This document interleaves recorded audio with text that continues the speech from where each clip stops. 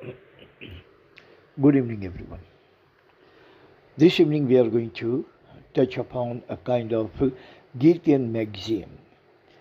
Bhagavad Gita has said very prudent thing for every human to actually abide by, follow it, never ignore it.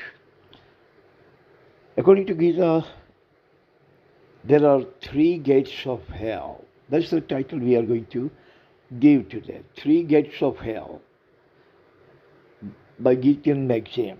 And these three gates, according to Bhagavad Gita, is lust, greed, and anger. Lust, greed, and anger. Lust means to have appetite, to have craving for loss of uh, loss of money, loss of other things, and doing every single thing illegal, drinking a lot, having all kinds of parties and the kiki culture and spending money and earning money or stealing the money, doing all kinds of corruption, this, that. To have urge for this kind of thing is called lust.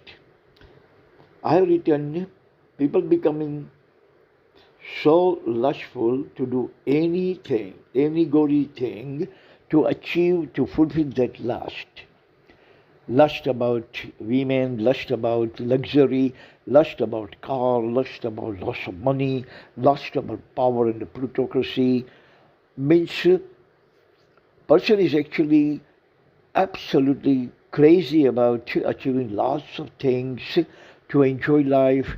This is called lust. They have no satisfaction of having what the person has.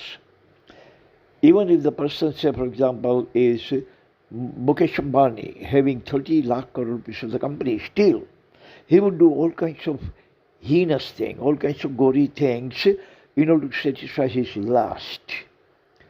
And the lust means negative connotation. It's not positive thing. It's not like desire to have money, desire to make more money, or desire to get more education. No, it is not desire. Lust is totally negative in connotation. When person is doing everything illegal, person has been killing and murdering and doing all kinds of stealing and all kinds of plundering and pillaging and harassing people and doing all kinds of heinous things to satisfy his lust. That is called lust. So lust is not a positive connotation, but it is totally negative connotation. We cannot use it for positive thing, but always lust is used for negative thing. And Gita says if you have lust, you are gone. You are ruined. You are going to ruin your life. You are going to ruin your family. You are going to ruin your prestige, your career, your reputation, your health, your wealth, every single thing what God has given you, you are going to ruin every iota of those things if you are going to indulge in any kind of lust. Second is greed. People become outrageously greedy for moolah to indulge in corruption. Now, if you are greedy, you are definitely going to indulge in corruption, kleptocracy, kleptomania, all kinds of wrong things, all kinds of illegal things, all kinds of irregularities. If you are working in the company, you're going to steal company's money or things. If you are working if you are a minister or you are a governor, you are a collector, you are definitely going to be indulged in all kinds of corrupt things, all kinds of gory things in order to satisfy your greed, but the greed is always unsatiable. It is unsatiable, you cannot satisfy. You can never satisfy your greed. So for greed is only for money, for material things, for valuable things. You want more and more and more, seamless amount of money, seamless amount of property, seamless amount of jewelry, seamless amount of every single thing that you can think of. Your greed is always there, is always ticking, is always alive. It is never satisfied, it is unsatiable.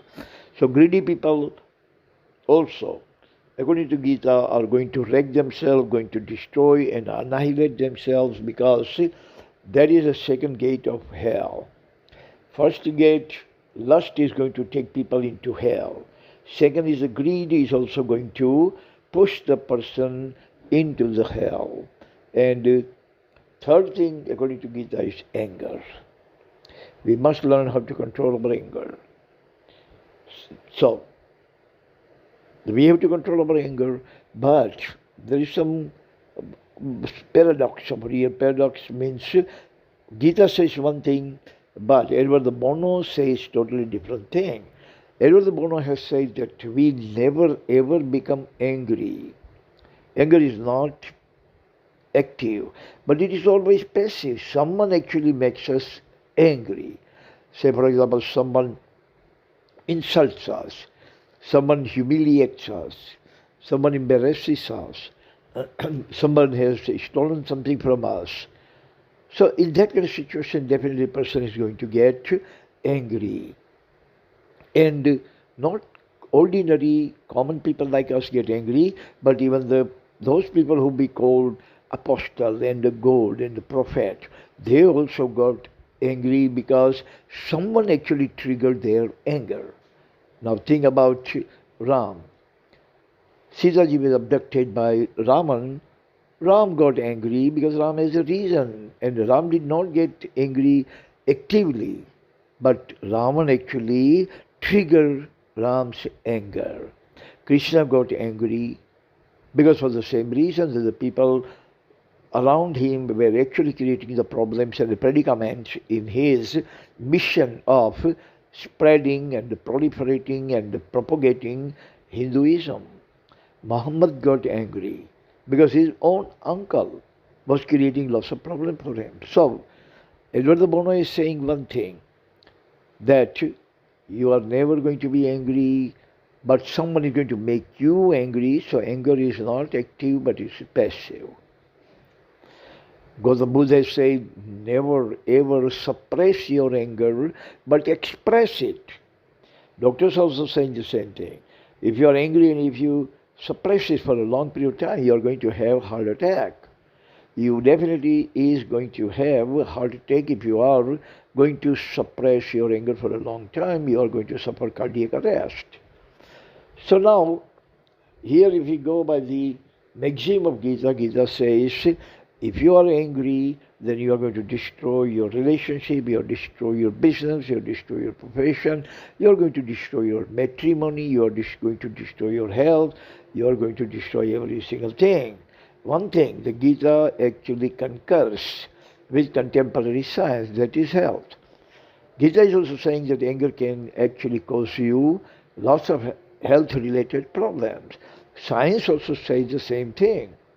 Anger can actually wreck you, devastate you. If you are angry for a long period of time, you are definitely going to have to suffer from the heart attack.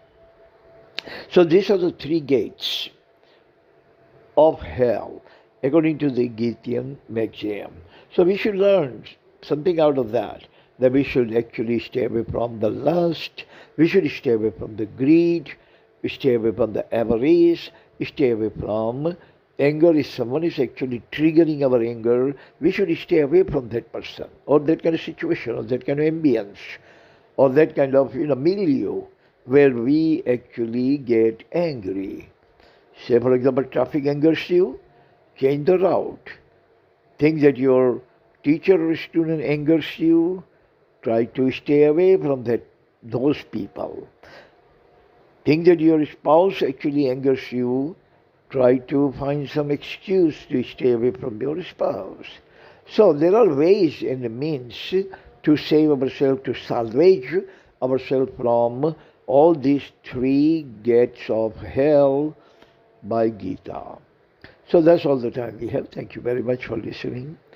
God bless everyone on this planet. Amen.